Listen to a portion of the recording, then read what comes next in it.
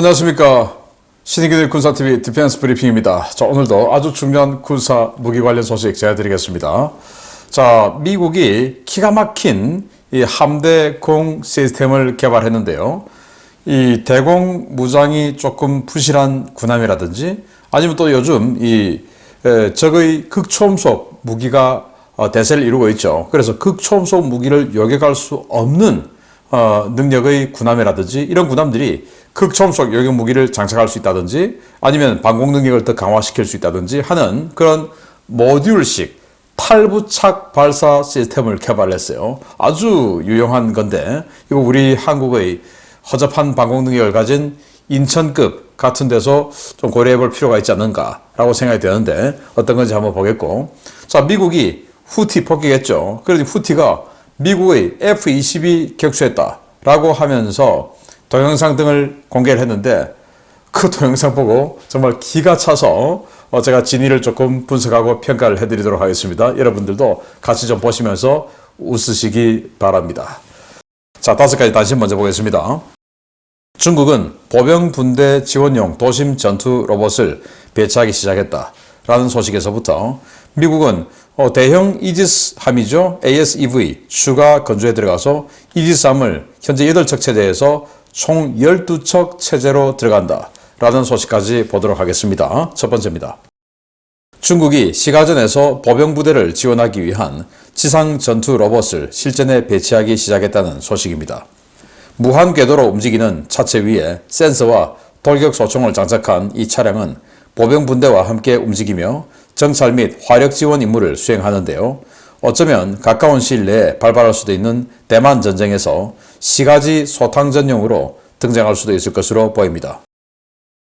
미 해군의 전투함 부족 문제를 해결해줄 차세대 호위함 컨스톨레이션급이 조선소 사정으로 납기가 1년 이상 지연될 것이라는 소식입니다.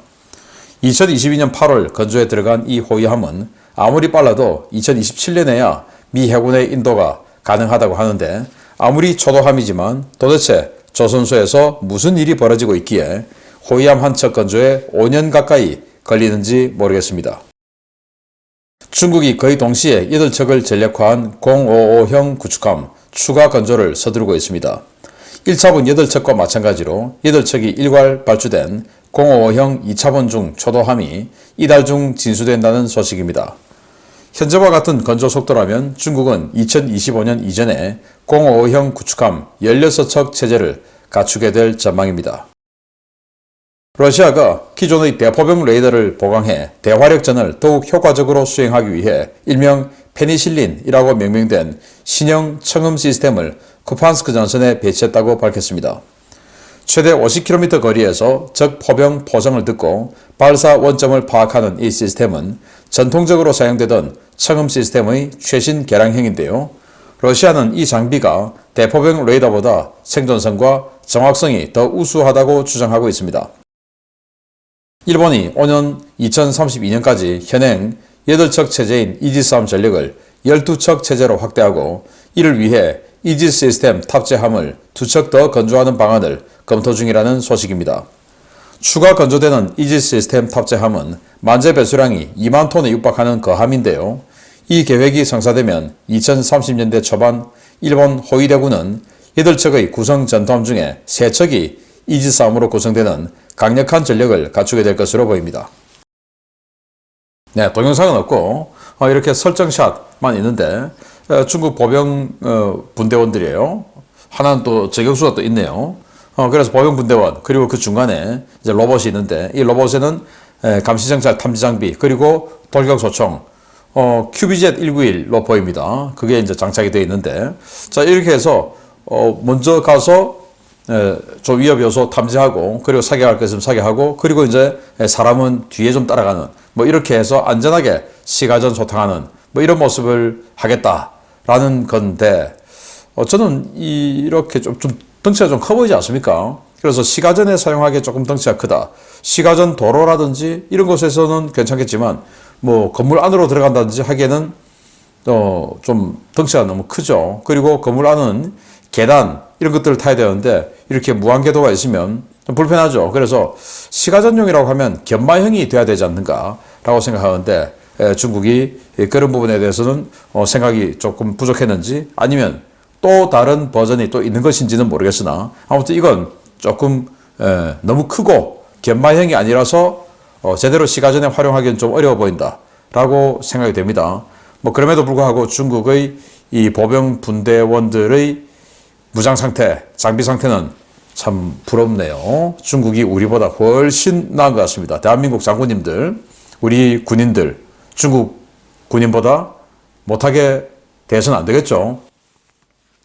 자, 미국이 컨스텔레이션급 호위함 대량 건조 들어가는데 이탈리아의 핑칸테리와 협력해서 하죠. 그런데 2022년 8월에 건조했고, 건조에 들어갔는데, 아니, 2027년이나 돼야 초도함 나오겠다. 아니, 무슨, 뭐 하길래? 이지스함도 아니고. 이거 만드는데 5년 이상 걸릴까요? 기가 막히죠. 우리나라 같으면, 아무리 늦어도 22년 8월 같으면, 스타트했으면 25년에는 해군 인도가 될 텐데, 여기는 지금 27년 이후에 인도된다.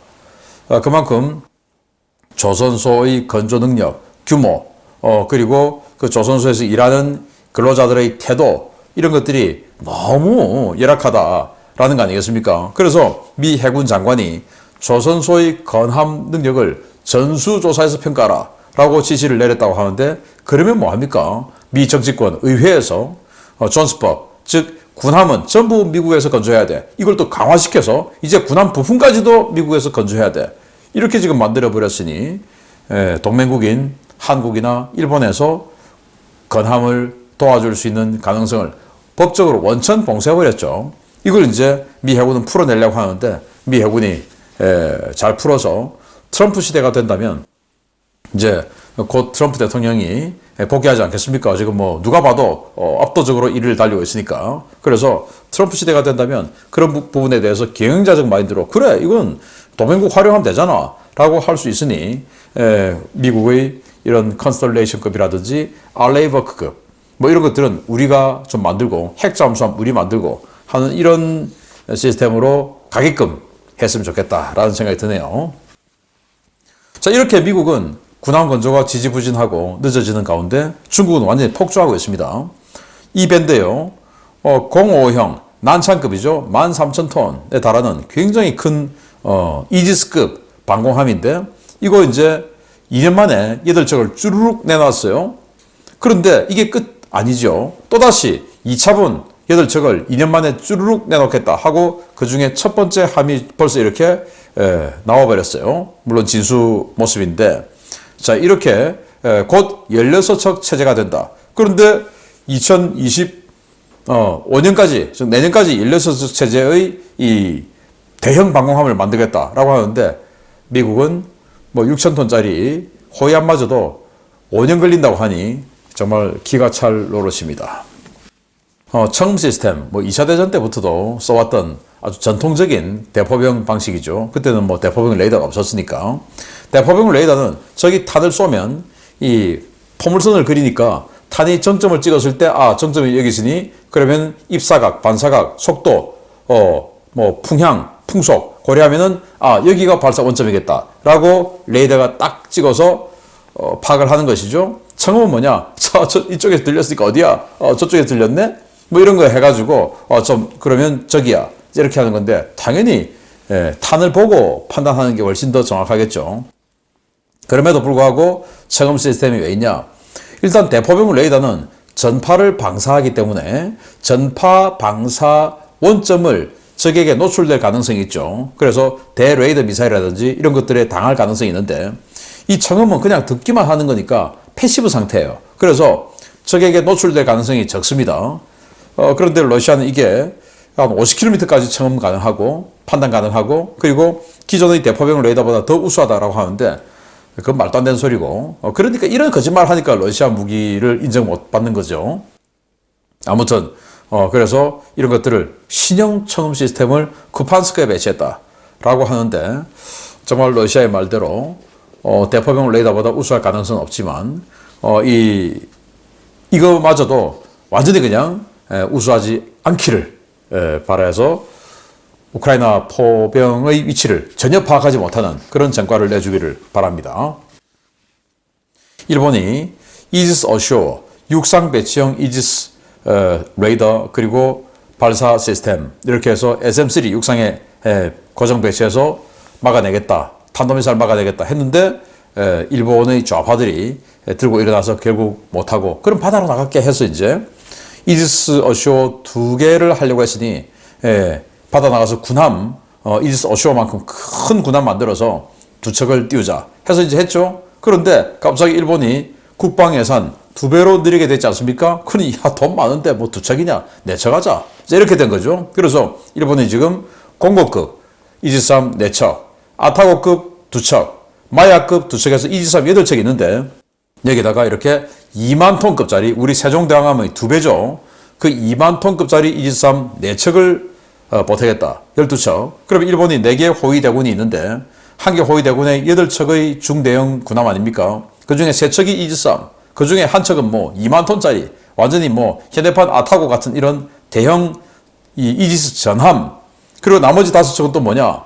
우리 뭐 충무 이순신이다 이런 거 비교도 안 되죠. 아키즈키 그리고 공실 DD에서 무라사메 대차는 이것도 완전히 사면 고정 위상 배열 레이더죠. 그래서 8척 전체가 다 방공함으로 구성되는 어마어마한 방공 능력을 가진 함대를 일본이 4개를 가지게 됐네요.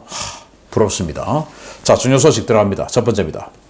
미 해군의 전투함 부족이 극심하다는 지적이 쏟아지고 있는 가운데 BAE 시스템스가 전투함 부족 문제를 일부 해결하기 위한 대안으로 탈부착식 미사일 발사 시스템을 제안하고 나섰습니다. 채택될 경우 기존 전투함의 미사일 탑재량이 크게 늘어나게 되는데 군함 부족 문제가 심각한 우리 해군도 유사 시스템 도입 검토가 필요해 보입니다.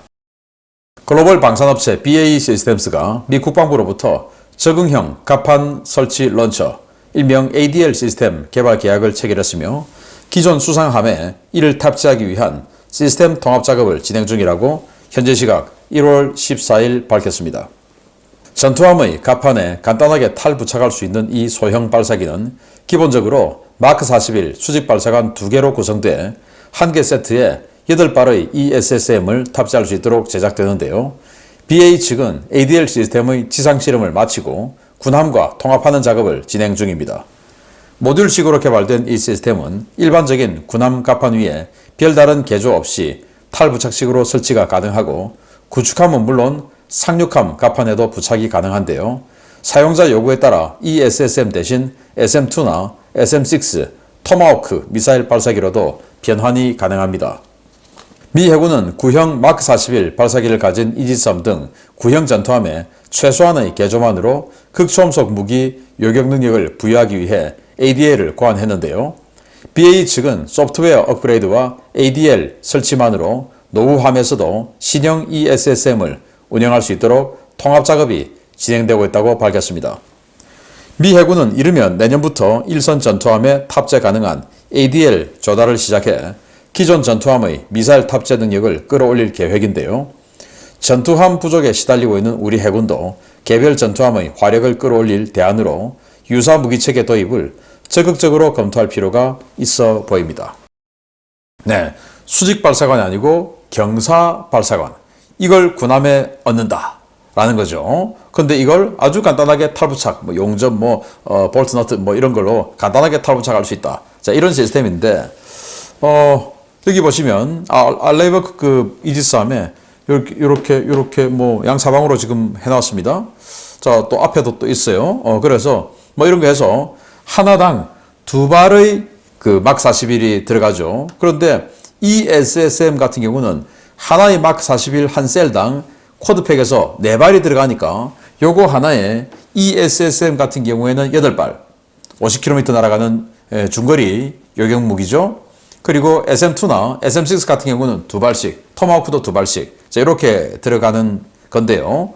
자, 그렇게 해서 지금 신형 ESSM 같은 경우는 극초음속 미사일에 대한 요격 능력까지 있으니 구형 발사관을 가진 이런 그 수직 발사관들은 신형 ESSM 못 넣으니까 여기다가 해서 신형 ESSM 가지고 극초음속 무기를 요격할 수 있는 능력을 가져라. 자, 이거 아니겠나라는 건데 문제는 우리 군함 인천급 이런 거. 야, 이거 정말 누가 기획을 했는지 생긴 것도 참 정말 못생겼습니다. 일부러 절대로 업그레이드 할 수 없도록 이 앞에 이 섹션을 완전히 그냥 딱 없애놨죠. 함포 바로 뒤에다가 이 함교를 갖다 붙여놓고 여기에 또 이 크레인은 왜 들어가 있습니까?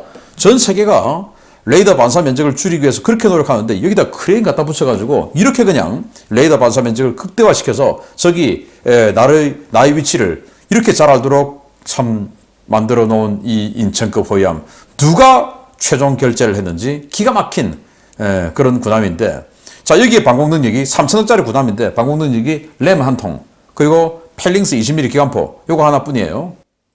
자 그래서 이런 곳에다가 이렇게 여기 얹으면 되겠죠. 양쪽에 뭐 그런 식으로 해서 물론 또 우리 해군이 이 SSM을 구매할 가능성은 제로에 수렴하죠. 무조건 국산이야 하니까 자 그러면 이런 거라도 만들어서 국산 무기 그렇게 좋아하고 방산업체 매출 올려주는 걸 뭐 극선으로 생각하고 있으니 조금 해서 이거 만들어서 BAE 시스템스가 만드는데 왜 우리 한화 디펜스 또는 LIG 넥슨 못 만들겠습니까? 하겠죠. 만들어서 여기다가 해궁 또는 해궁 개량형 갖다 붙일 수 있도록 좀 해줘라 라는 말씀을 드리고 싶다라는 겁니다. 그리고 앞으로는 두 번 다시 이따위 것들을 결제하고 하는 그런 해군 제독이 되지 않기를 바랍니다. 사업이 가야 되기 때문에 이걸 해야 방공함 추가 건조 KDDX를 할 수 있지. 이게 너무 방공 능력이 좋으면 야 KDDX 왜 해? 이렇게 해서 다음 사업이 데미지를 입을 거니까 이 군함은 일부러 성능을 억제해야 돼 라고 하는 이런 생각으로 국민 세금을 낭비를 한다면 저는 정말 구상권 청구해야 되지 않나 국민의 한 사람으로서 그렇게 생각합니다. 두 번째입니다. 미국의 산발적인 공습을 받고 있는 예멘의 후티 반군이 미 공군 최강의 전투기 F-22 랩터를 격추했다고 주장하고 나섰습니다. F-22 격추 증거라며 여러 영상과 사진을 공개하고 있는데 조롱만 쏟아지고 있습니다. 후티 반공부대가 지난 1월 11일 미국과 영국의 공습작전에서 여러 대의 미사일과 전투기를 격추했으며 이 중에는 미국이 자랑하는 최신의 전투기 F-22 랩터도 포함되어 있다고 후티 선전 매체들이 1월 14일 주장했습니다. 후티 선전 매체가 주장하고 스푸트니크 뉴스 등 러시아 관영 매체들이 퍼나른 F-22 격추 주장은 나름 상당히 구체적인데요. 후티 측은 우리의 지대공 미사일이 F-22 전투기를 형체조차 알아볼 수 없을 정도로 산산조각냈다라며 F-22 파편이라고 주장하는 금속 물체들을 공개했습니다. 후티 측이 공개한 금속 파편들은 그것이 어디에서 떼어온 것인지 분간할 수 없을 정도로 작은 파편들이었는데요. 후티는 물론 러시아와 중국 선전 매체들은 이것이 후티의 대형 지대공 미사일에 격추된 F-22의 동체 파편이라며 후티의 F-22 격추 주장에 힘을 보탰습니다. 문제는 미군이 1월 11일 공습에 F-22 전투기를 투입한 적이 없다는 것입니다. 당시 공습은 드와이트 D 아이젠하워 항모에서 발진한 슈퍼호넷 전투기와 키프로스에서 발진한 영국 공군 유로파이터 타이푼 전투기, 이지스함에서 발사된 토마호크 미사일로만 실시돼 16개소 약 60개의 지상 표적을 대상으로 이루어졌습니다. 미국은 지난해 10월 이스라엘 전쟁 발발 이후 요르단에 F-35A 전투기를 배치하긴 했지만 2주 후 모두 복귀시켰고 전쟁 발발 이후 중동은 물론 유럽 지역에도 F-22를 배치한 적이 없는데요. 그럼에도 불구하고 후티는 자신들이 세계 최초로 F-22를 격추했다며 주장을 굽히지 않고 있습니다. 후티 선전 매체들은 우크라이나 전장에서 촬영한 수호-25나 수호-27 격추 영상을 가져와 우크라이나 매체의 워터마크조차 지우지 않고 F-22 격추 장면이라고 주장하고 있는데요. 해당 영상과 사진을 인터넷에 게재하고 있는 선전 요원들, F-22가 어떻게 생겼는지부터 알아보고 선전물을 올리는 것이 좋을 것 같습니다. 네, F-22를 격추했다. 후티가 라고 하면서 이 영상 중에 하나인데요. 자, 이거 누가 봐도 그냥 드론이죠. 드론이 격추된 것에 지금 올라타서 보고 있는 걸 아니 F-22에 이런 게 어디 있습니까? 자, 이런 이야기를 하고 있고 또 더 기가 막힌 거. 자, 이겁니다. 자, 이거 보시면 여기 주둥이가 이렇게 동그랗게 돼 있죠. 기수가. 자, 이게 미그 21이나 수호 22의 전형적인 모습이에요. 과거 소련제 전투기들이죠. 그런데 이걸 갖고 F-22 격추 주장 영상이라고 지금 올리고 있는데 영상 같이 한번 보시겠습니다. 자, 누가 봐도 주둥이에 구멍이 뚫리는 것으로 봐서 수호이 22 공격기 아니면 미그 21 전투기죠. 그런데 이걸 F-22다 라고 하고 또 이건 또 더 기가 막힙니다. 자, 여기 보시면 우크라이나 선전 매체의 텔레그램 매체 워터마크예요. 여기 지금 전투기 하나 있죠. 이 전투기는 러시아 수호이 25가 폭격하러 들어왔다가 빠져나갈 때 우크라이나 지대공 미사일 맞고 격추되는 동영상인데 한번 보시겠습니다. 자, 들어오면서 기관포 빡 쏘면서 들어오다가 로켓 쏘면서 들어오다가 나가다가 그냥 격추돼 버렸어요. 그런데 이렇게 우크라이나 선전 매체 워터마크가 그대로 깔려 있고, 그리고 누가 봐도 이게 수호 25죠. 수호 25. 그것도 러시아제 수호 25입니다. 그런데 이걸 이 F-22 격추 영상이다 라고 주장하면서 우리가 세계 최초로 했어 라고 주장하고, 또 웃긴 건 러시아, 중국이 나서서 그래 맞아 라고 해주고 있는데 정말 기가 막힐 노릇입니다. 아무튼 뭐 이런 상황이 있어서 알려드립니다. 마치겠습니다. 감사합니다.